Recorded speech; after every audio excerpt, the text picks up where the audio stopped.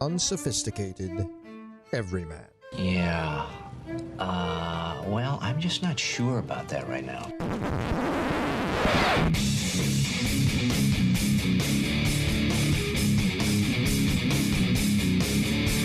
Welcome to Couch and the Roo. Welcome to Couch and the Roo, presented by Skymint Premium Cannabis. Helping people live better, survive better, do better, become greater people every day of their lives. Go to skymint.com for location information and specials, including 3 locations in the greater Lansing area, including the one where I went on Saturday to get gummies for my mother-in-law. Very happy to bring her into the fold, into the family, so to speak. I think our relationship is only going to be better now that she is a Skymint mother-in-law. Did you grab some for today's show? We could use it. I have some. Do you? Yeah. Nah, You want one? I got a little. I went a little overboard on the Skymint the other night, and it did. That definitely happens. Yeah, it was a wonderful night, but did not help me productively close the evening. I'm at the crossroads because we're starting a family lose the weight challenge. Okay. And it's for money. And my problem with Skymint in the evening is I gorge. Like I'm okay, breakfast, lunch, at night, it's Raccoon Graham time. Yeah, I know it. And I have to stop doing that if I want to win this contest. So is the contest, like the thing about a weight loss contest, and by the way, this is the day after the All-Star, like there is no more July show in the world, by the way, than the day after the Major League Baseball All-Star game. Right? I have gummies. I'm just saying. My Yeah. bag. We're going to do some fun stuff today. We got Harry on a little later. We'll do our top parlays and get his picks. And we're going to do a fun thing looking through the MSU football season and the Big Ten season in terms of odds to win the Big Ten, who are dark horses, long shots, the season win totals for each Big Ten team, including why you should play Michigan State this year, and there's at about 4.5. So we'll go through their schedule and get into some of that, and we'll have some fun. Or we could just read a soup label because we don't have an idea on either one. I mean, do we really know what Purdue's going to look like? Hey, man, it's July. I know. I understand. I mean, Trev Alberts, new athletic director for Nebraska. Want to break that down? Yeah. We also, to be fair, had a couple other things going that fell through. But nonetheless, we are here for you to do some fun. We'll do some fun MSU talk. But no, so the weight loss challenge you're doing is, so I've been a part of these, and I've done well and done poorly. Is it like you weigh in, you do a thing, or is it honor system? No, it's you have to weigh in. You have to take a picture on the scale. So when do you do that? I did it yesterday. Oh. Yesterday was the deadline. And I was impressed because you can see other people's weight. Oh, Yeah, that's and there's some females in the group, and I'm proud of them for putting their pictures out there. So is it relative to you, though, how much weight you lose or how much percentage, or what is body mass index, I think they're going by. Oh, that's not really fair for guys who have big I rib didn't really cages. look into it. I didn't really want to join this because, I need to. I would like to lose weight because I'm happy with my weight the way it is. I'm 260, but the problem is I get fat head. If my weight was distributed to like legs or my white ass, then it would be different. I would be like, okay, I'm fine with the way I am. I don't need to lose weight, but Pro tip: gotta lose fat head. Pro tip on weight loss contests: since everything is about getting improvement, you want to go in as bad as you can. So when you're going to start, you want to put on 5 pounds. Did that like the day before. Yep. You want to stay up all night when they're taking your vitals. You want them to be bad. You want to be sweating. You want to be as unhealthy a human being as you can be for the initial weigh-in, because some of that stuff will easily come off. It's just, Or you could wear a weighted vest because they just want you to shoot your shoes and the scale. So they don't see the upper half. Well, I went to the doctor this morning. When they weigh me in, I strip almost all the way down. I'm standing there almost buck naked in front of everybody because I do not like. Sir, could you put your thong back on? Fucking weirdo. It's the second time this week. Hey, man, all that stuff weighs a little. Yeah. I was at the doctor yesterday, too, and they handed me a cup, and I go, there's no way I'm passing that. Just want to let you know. She goes, it's not for weed. I come back. The doctor goes, oh, so you failed the test. I go, I understand. I told you guys I wasn't going to pass this shit. What was the test for? Like, were you trying to get a new job or something? No. I take Klonopin, which is they consider a narcotic, right? It's like a Xanax type thing. So I have to go in there, and the doctor really doesn't doctors are really kind of, they don't care about weed, but they're kind of about it when you're taking a narcotic because they don't want to get sued because people can't handle their drugs right. Anyway, so he had talked to me about that, and I went to go see another doctor. This is not my regular doctor. So he was going by the book. And, by the way, it's his first week, so he's Mr. By the Rules book guy. And he comes in, and the nurse handed me the cup, and I was like, I'm not going to pass this. She goes, it's not for weed. I'm like, oh, okay. So then I went and peed in it, and he comes in 5 minutes later. He goes, yeah, you failed. I'm like, I know. Just like most tests, I'm used to it, but I can't believe anybody's still testing for weed. I understand. But they, you have to understand what these doctors go through with the narcotic stuff. And because generally, the doctor even told me to my face, he goes, I don't really care about weed at all. It's just the combination and you said good. Lawsuits. It's our presenting sponsor. Yeah. So if the Klonopin's got to go, then I don't know. I mean, it's helping me, but if I have to pick one, that's just like Sophie's choice here. Yeah. So I didn't watch the All-Star game at all last night, by the way. Smart. Shohei Ohtani is a really good baseball player, by the way, if you haven't heard. Yeah, and the dude who played for the Lugnuts hit a 468-foot home run. Who is it? Vlad Guerrero Jr. Okay. I know who he is. Well, I was just making sure. It's like the dude that used to. Yeah. No, and I put it this way. It sucked. I covered one All-Star game in my life when it was in Detroit, right? That's everybody who has worked in Michigan was like that was the year the All-Star game and Super Bowl were both around, and everybody covered those. Like, you covered a Super Bowl? Well, yeah, it was in Detroit. Covered an All-Star game? Yeah, well, it was in Detroit. Anyway, I remember the Home Run Derby was insane because it was great. The media was out in the outfield, a lot of the auxiliary media, so you were out there and you couldn't type because you'd hear the crack of the bat. You're like, crap, where's the ball?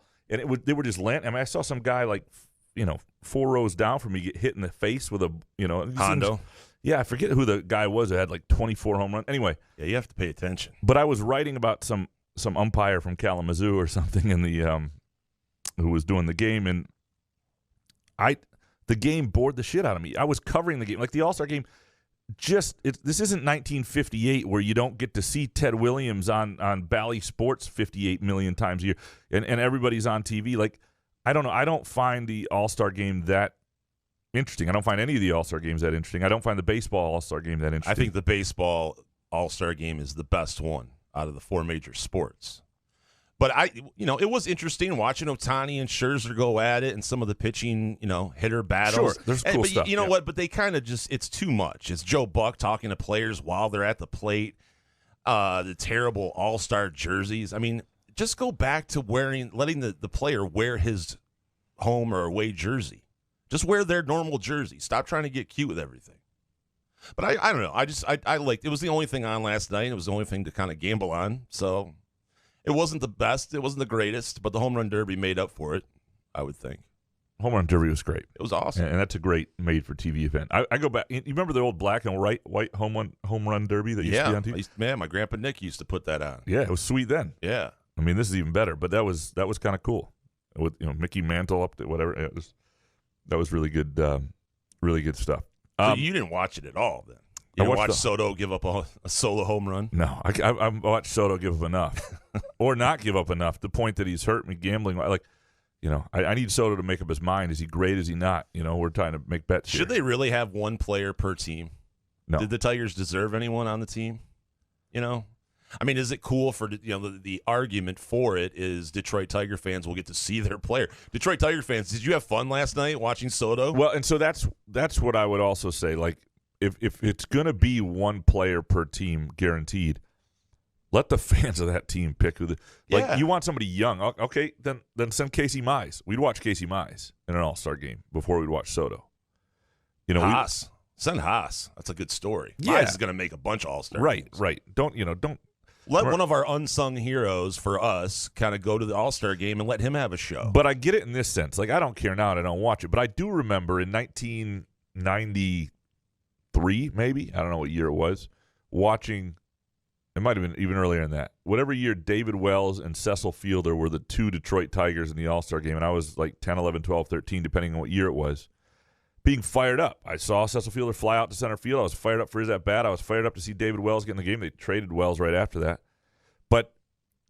So I do understand the idea behind it. But again, I was excited by Cecil Fielder back then. Like he was our dude, right? Yeah. I mean, and they didn't. The media didn't shove him down your throats like they're doing with Ohtani. I like Shohei Ohtani, but oh my God, every angle you can try to get into the game with Shohei Ohtani, it's like enough. Well, and it got worse in the last 2 days with all the the stuff that happened with Stephen A. Yeah, and that just made it.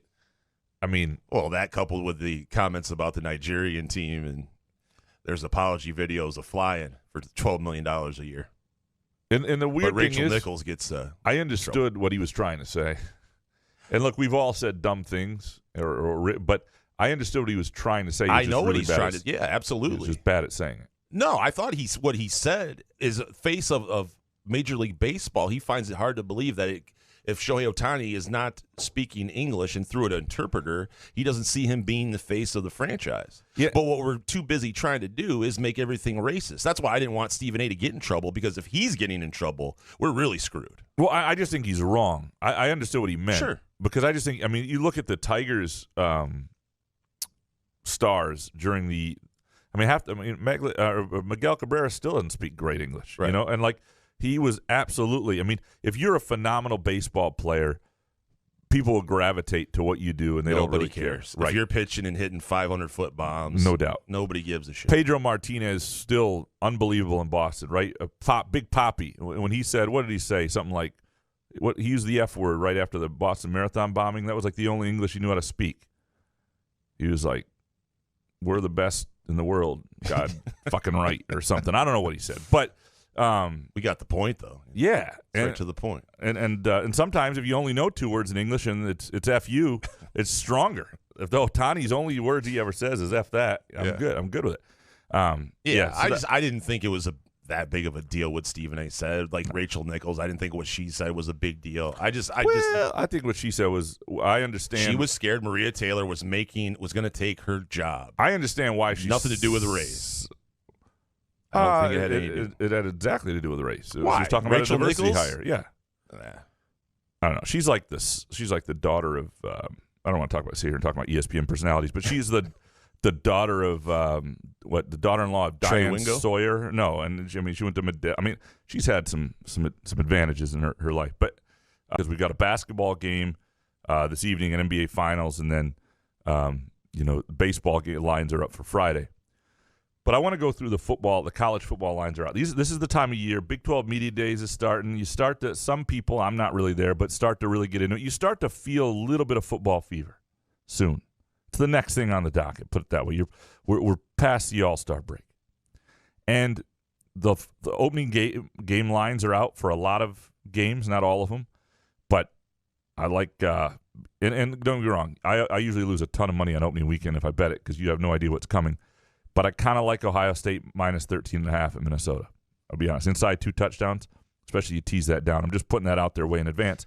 Yeah, isn't the advice from sharp gamblers to kind of sit back the first college football weekend? Yes. But that's impossible to do. No, because you're so fired up. Yeah. Vegas just rakes it in. Right. But those guys are doing it professionally where I don't even think most of those guys watch the games. But Which sucks. It would be so hard now that it's legal to just grab your phone and bet on any game to sit there and hold off on college football. So, there's no money line out yet, but Michigan State +6 at Northwestern is great value for MSU because we don't have any idea how good either one of these teams is going to be. And that is my week 1 advice. Find matchups where nobody has any idea.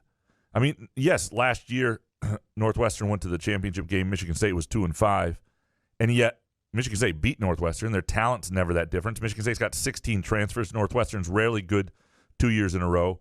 It's at a field where it's going to be a neutral environment because there'll be half of Michigan State fans, and you're getting 6 points. So I would say I've seen it at 6.5. So. Yeah, you take that, and then whenever the money line comes out, you take that too. And you just get you may lose it, but I'm saying that's a value. So would play. you recommend people skimming through the college football first week and maybe sprinkling right now? Here and there, the number's going to get it's not going to get any better, right? Or it could. Well, it could for some, especially if you know something. Like I don't know enough yet about Western Michigan, but Michigan minus 17.5 against Western. If you have a feeling that Western's not going to be very good, or they're going to have quarterback issues, or whatever it's going to be, then again, I haven't done the work on Western Michigan. I'm not saying that. Maybe that's what we should do on Wednesdays: is interview Western Michigan people in the know, so we can, kind of get a little bit of our gambling knowledge out of these people. But I would say this, I don't know, Penn State, Wisconsin, I actually wouldn't mess with that one. There are going to be a few games like that where I'll give you another one. Indiana, +5 at Iowa. I think Iowa physically is really good. I think they may be better than Indiana. But Indiana was damn good last year. And we'll see what's up with their quarterback situation and all that stuff. But you're getting 5. That's a good place to dabble on the money line. There are places like that early on. But where it gets really interesting and where it's, I think, fun to look at right now is the season win stuff. And that's where one of the best things about betting season wins is it takes the pressure off an individual game, but it gives you a little something, little action on every game. So if you're a Michigan State fan and you can take $500 and put it on, I mean, that's a lot for some people, but if you put $500 on Michigan State to win more than 4.5 games, you spend the season, you bet on Michigan State. They lose stupidly one week. It doesn't cripple you. They upset somebody in the next, it really helps you. That's a fun way to do a season without really having action, without really being tense every given week, every week. Now, the problem with that is sometimes you don't get a favorable season wins total to play. When Michigan State is overhyped, they're a bad one to play. I think this year there's great value with Michigan State, maybe as much value as anybody in college football. So I'm looking at Michigan State season win total pretty much everywhere I've seen it right now, 4.5. And the juice is even there too. It's like -110 over, -110 under. So you don't have to, bet a lot of extra to get it. I think over for Michigan State makes a ton of sense at and we went through on Monday, kind of the schedule and where we thought wins would happen, and you had them getting one game out of the first 3? Yeah. So if they beat Northwestern, you're kind of dealing if you're taking the over. So let's roll through that schedule real quick. Before we do, a reminder, our Wednesday show is also presented by our friends at Cask & Company Kitchen and Bar in Front 43 Neighborhood Pub. That's on East Saginaw and Lansing. We are at some point going to get back to Front 43 to do a listener thing. We've had great times doing that, but there is no better place to watch any sort of game. You're looking for a place for the NBA Finals, a place to meet with a few friends to watch a game, just to have a night out. Cask & Company, Front 43, terrific place, outstanding menu, something for everybody, great bar food, great a little more contemporary American Asian food, just terrific menu, good beer selection. Go to caskandcompany.com to look at that menu. Again, it's just north of Frandor. It's on East Saginaw there, on the edge of Lansing and East Lansing. There's a Walgreens on that corner. A fantastic place. Those two places are adjoined to Front 43 and Cask & Company. A little more upscale, Cask & Company. A little more barish, Front 43. All right, so let's dig through Michigan State's football schedule on this 4.5 wins deal. Okay? Yep. So they open with Northwestern, which I think is a damn near toss-up. So the toss-up games will split for MSU. Or no, let's put them in 3 categories. Let's put win-loss toss-up, okay? Okay. So you writing these down? No. No, didn't think so. No. I'll write them down. Nah. I love that. You sounded like you were writing. You sounded pensive. Well, I was trying to find the Major League Baseball lines for Friday, but I can't find them anywhere. Okay. But I still wouldn't have written them down. So, all right. So, Michigan State Northwestern, we're going to call toss-up Northwestern, okay? I think that's a W. Well, then you should definitely take the over. Yeah, I am. Okay. The second week, Youngstown State at home. We're going to say a win. Hammer it. Let's do it. All right. Miami, Florida. Now, I think this is a toss-up, but let's give this a loss. Let's just for the sake of this exercise, let's say Miami's a loss. Noon game. Miami's, to me, is always overrated, but they have a good quarterback. They're 9.5 wins. They're over/under. It's 5 games. We'll give that. On the road, Miami's a loss. So the next week is Nebraska at home. Total toss-up. I like Michigan State, but we don't know what Michigan State's going to be. We don't know what Nebraska's going to be, right? Toss-up. Then Western Kentucky, who's actually, that's not going to be a walk in the park. Western Kentucky night game, October 2nd. That's a good team, good mid-major team. But let's say win. It's a mid-major. Michigan State goes to Rutgers.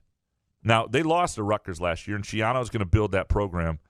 But I've got to think they're still better and farther ahead than Rutgers. I've got to think after losing to Rutgers last year, they're going to be fired up for that game. I think they beat Rutgers. Can I put that in the win column? You think Win, that's W. Win. All right. So that's Rutgers win column. Indiana on the road. Again, we don't know if Indiana can sustain what they were, but let's say they do, and we'll give Indiana a loss for Michigan State. Next week, Michigan at home, rivalry game. All right? So that, again, Michigan State, even when they were horrible, even when they were 3-9, they played them tough. They beat Michigan last year. Michigan wasn't that good. It's a home game. That's an absolute toss-up. There's no way to look around that, right? That's a toss-up? Okay. Yep. Toss-up. Toss-up. Michigan State at Purdue. Purdue's lost a lot of key pieces. They no longer have Rondale Moore. And it's a road game, though. Jeff, I mean, I don't know that Purdue – is that a toss-up or a win? What are we doing with Purdue? I'm going W. W with Purdue. Yeah. Okay.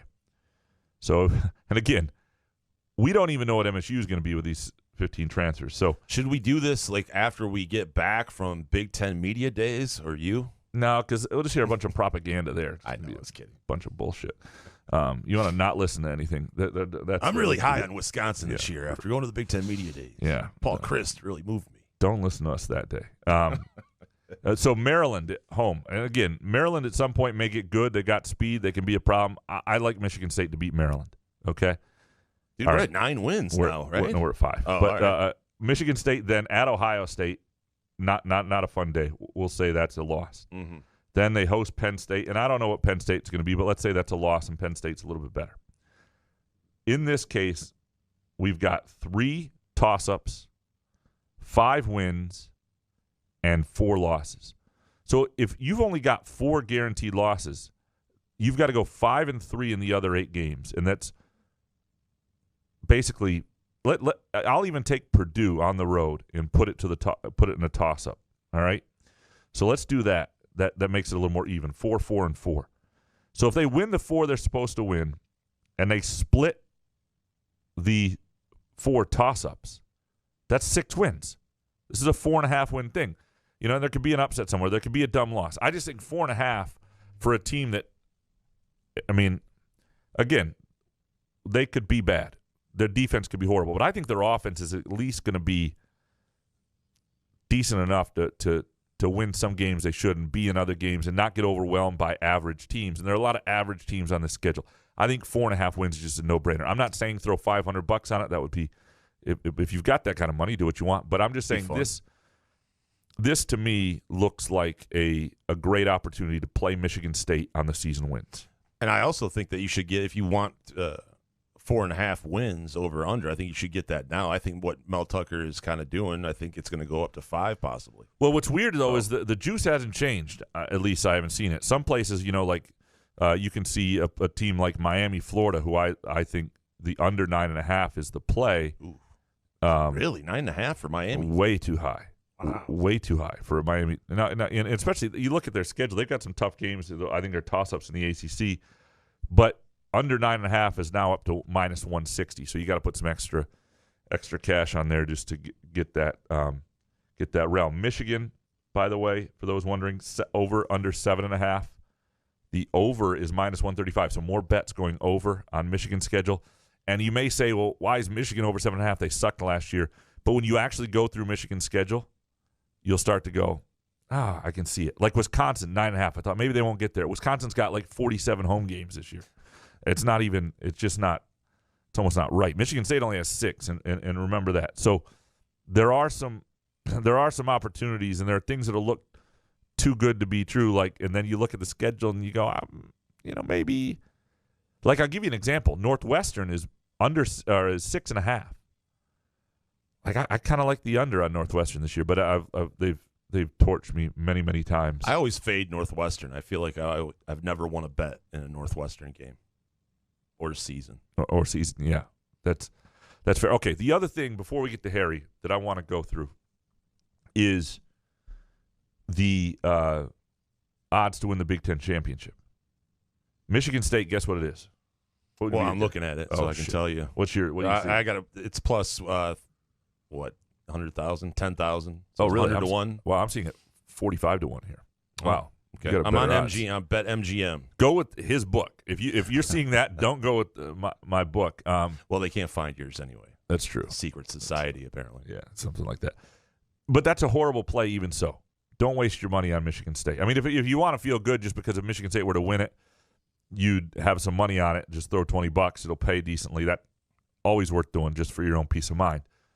But there are good plays to be made in the Big Ten, and they are not on the. I don't think Ohio State minus 225 is great.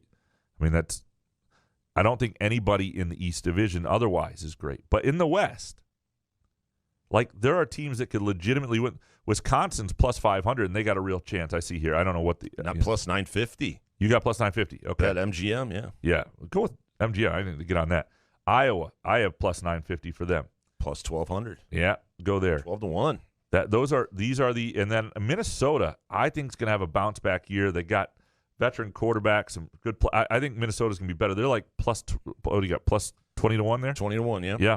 So these are the type. But the reason that's the play is because somebody has to win that division, and once they get there, if you've got Minnesota at 20-1, and they get to the championship game, then where we know anything can happen. Well, yes, something might happen, but the other thing is you can hedge against Ohio State depending on what Ohio State looks like and still win some money.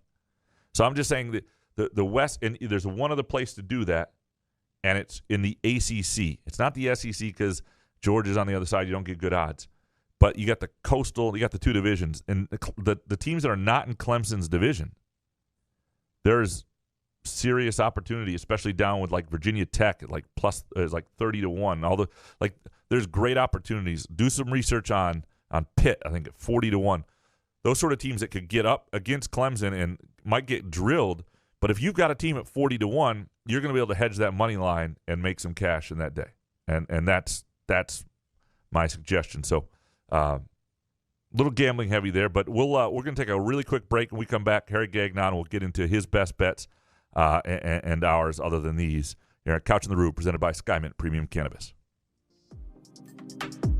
Wherever you are on your cannabis journey, let Skymint Premium Cannabis be your guide, your friend, and your place. Whether you're curious about cannabis or a seasoned connoisseur, Skymint's knowledgeable staff will help you with a vast selection of products to choose from to fit your needs. Skymint believes access to the best cannabis helps people do good and feel good, so they grow it right here in Michigan, giving you high-quality, locally grown cannabis at highly accessible prices. Visit skymint.com for special offers and location information throughout Michigan, and use the promo code CouchAndRube20 for 20% off your first visit. Skymint Cannabis. You'll love this place.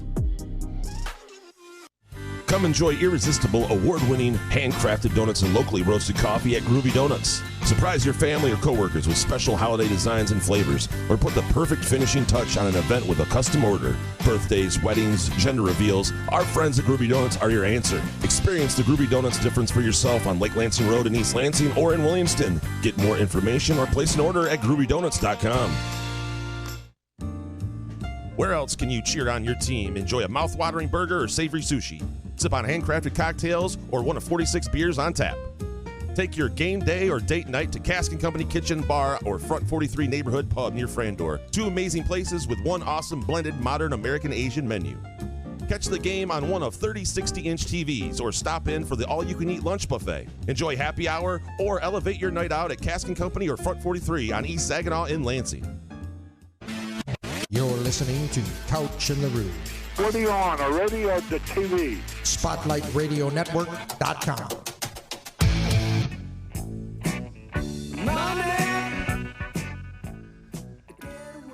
Couch in the Rue, presented by Skymint Premium Cannabis. Get Skymint for your mother-in-law. That should be our new slogan. It's worked for me. Or your mother. Or your mother.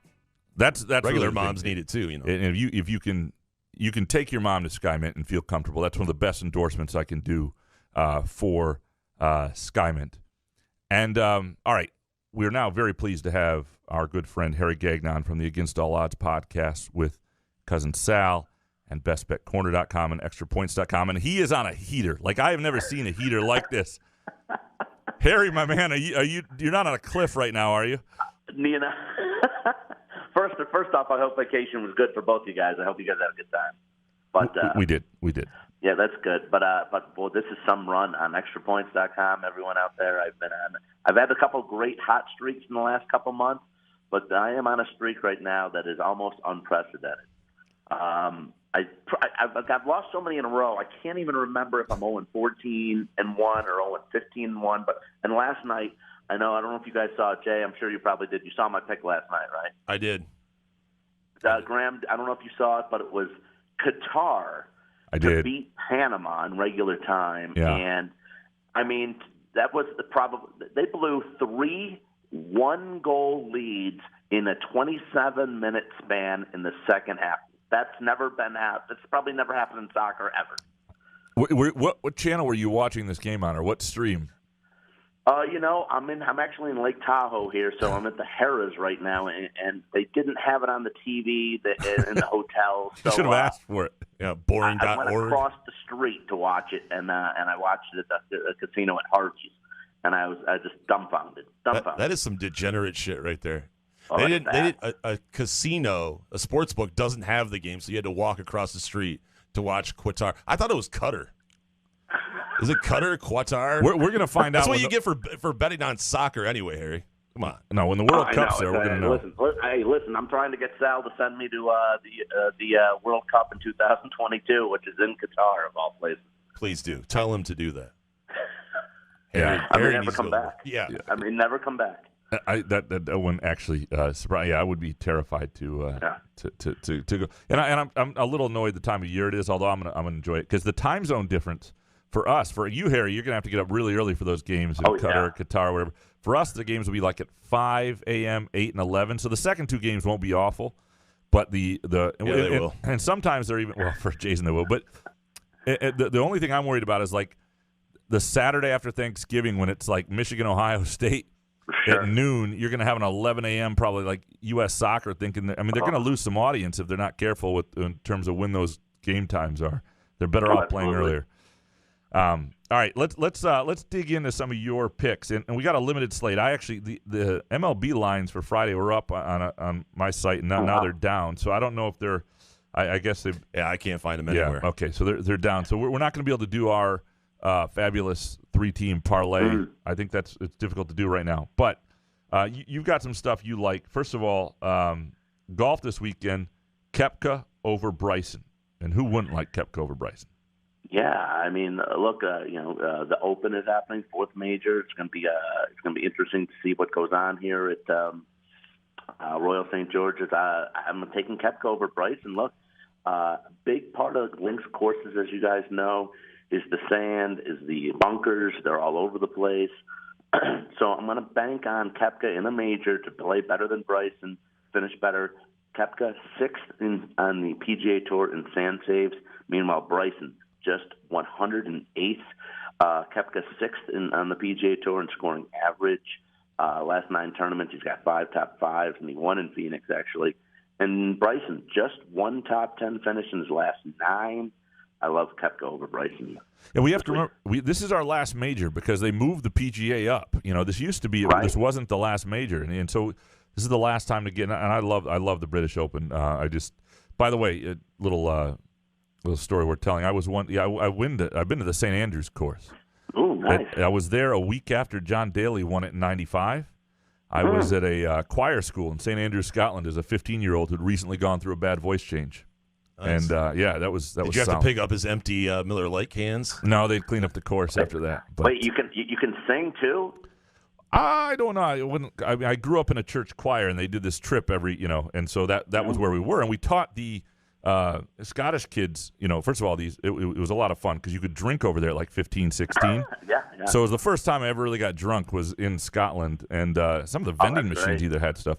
But then we taught the Scottish kids how to play American football, and one of the kids at the choir school from Scotland, who later became a friend of mine, was on the 18-under Scottish rugby team. And I mean, thick neck, giant thighs. I literally couldn't tackle him. I would just, you just hang on for a minute and then let go. Anyway, that's. I don't know if that's We've led different lives. If you're going to choir school when you were younger, yeah, I was stealing baseball cards in my triple fat goose. Some strip mall, probably stealing them from me. Graham does it all, Jay. I mean, honestly. But back to Bryson. Do we sprinkle on Bryson missing the cut? I haven't seen a number. You know what? I didn't see the number yet either. I was gonna, I don't know, but why? We can absolutely, because that's another thing. Not water on these courses, but still, you can get in a ton of trouble if you can't get out of these bunkers, and all of a sudden on these par fours they turn into sixes or sevens.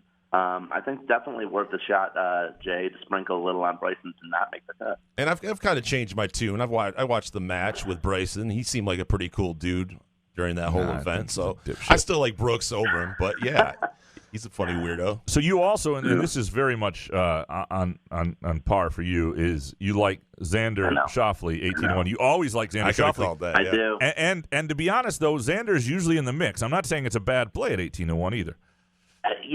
And that's the thing. I know you guys from this past weekend Against All Odds and past shows before the season started, I had a parlay about 7 combined, all tied together with Xander winning a major.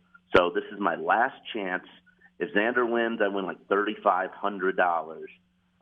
So I'm riding with him one more time. He played really well. Top 10 finish last week in Scotland. Speaking of Scotland, he's 4th on tour in sand saves, which is going to be big. 7 top 10s in his last 17 events.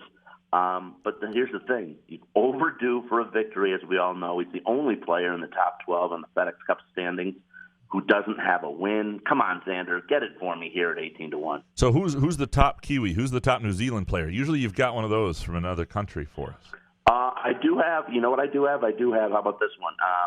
Top Spaniard at -195. I know it seems like you're laying 195, but it just seems too easy here to take Rahm, and I'm going to take Rahm anyways because it's just you have to lay 195. But I don't think that's a bad price at all. I think that's actually value because he's going up against Sergio Garcia, who since he won the Masters 3-4 years ago, he hasn't even been top of the leaderboard at all, and you only got 3 other guys that are playing from Spain.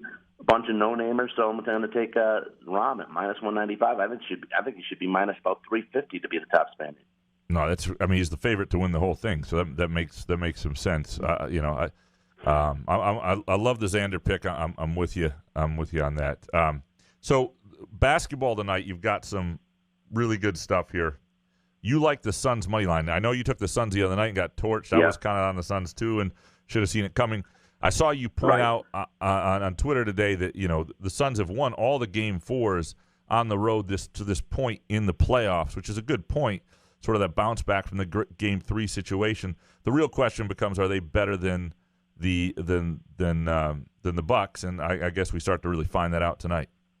Yeah, I think that Booker obviously has to have a nice bounce back game. He was only 3 of 14, only played like 24 minutes in Game 3. Really got away from the Suns midway through the third quarter.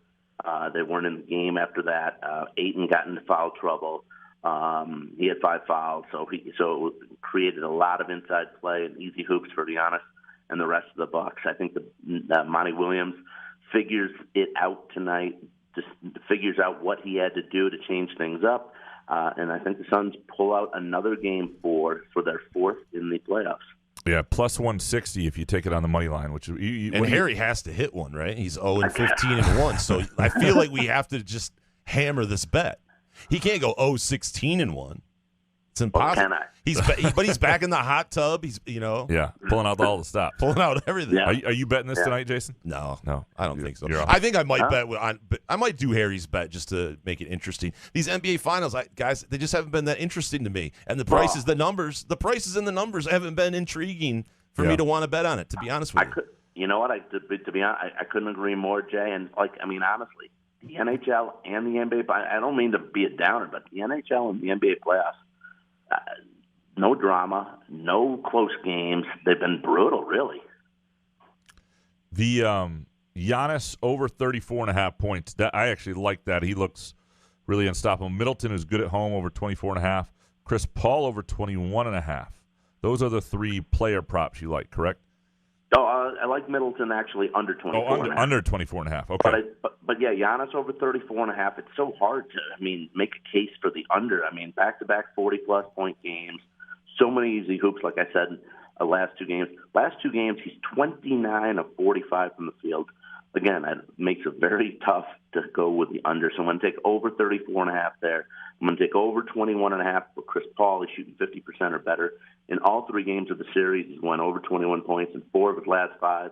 I think if the Suns win the championship, he's going to be the MVP, so he rises up. And Middleton, under 24.5. He's averaging 22 in the playoffs, but just 29 points combined in the last 2 games. He's 11 for 30 the last 2 games from the field. I'm going to go under 24.5 from Middleton. It's beautiful. Harry, you're a beautiful man. This is going to be your night. I feel it. Thanks, guys. Let's do it. This is crazy, but let's get a win here tonight. And stop betting on soccer, for God's sake. Qatar. I love the play. I love the moxie. I love the ace. You're betting on Wimbledon aces. I mean, at one point. I mean, in a match. Yeah, I had to do what I had to. I had to pull out, like you said, I had to pull out off the top. I got to do something. That's the question, Harry. What's the most embarrassing one of the streak? I mean, it has to be. It has to be the aces one. The aces one, because not only did Pliskova not have more aces, but I actually had Sabalenka at 6-1 to win Wimbledon, and she loses, but Pliskova doesn't beat her in aces, so I get double hit there. Beautiful. Cousin Sal better send you to Qatar. I'll watch the World Cup. If Cousin Sal sends you to Qatar, I will watch the World Cup. You're a beautiful man, Harry. Beautiful man. We look forward to talking to you next week. Thanks, guys. Enjoy the golf. Take care. That's the great Harry Gagnon.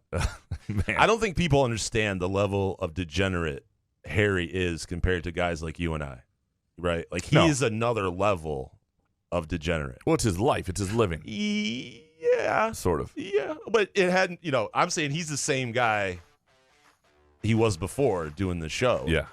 And doing extra points with Cousin Sal, Yeah, no. He's, his famous, I moved to Vegas and I figured, just $100 a day. I just got to win $100 a day. That always goes through my mind when I win a bet. Yeah, I feel like he's a bad influence on you. A little scary. I win one of those 5-leg parlays. I'm like, just need one of these a day. I did use your line when I was on vacation. I said, as Jason always says, there's nothing like betting $100 you don't have. Absolutely. It was the best bet I've ever made. It was scary. What was it? Oh, shit. I don't remember. Okay, it was clearly memorable. It was football something. Yeah. Thank you for listening. We appreciate you, as always. Thanks to Skymint for their continued support. Go to skymint.com and 3 locations, Greater Lansing, locations throughout the state of Michigan. Thanks to Cask & Company in Front 43. Go to caskandcompany.com. Check out their menu. Check out their place. You're going to love it if you haven't actually been there. We'll talk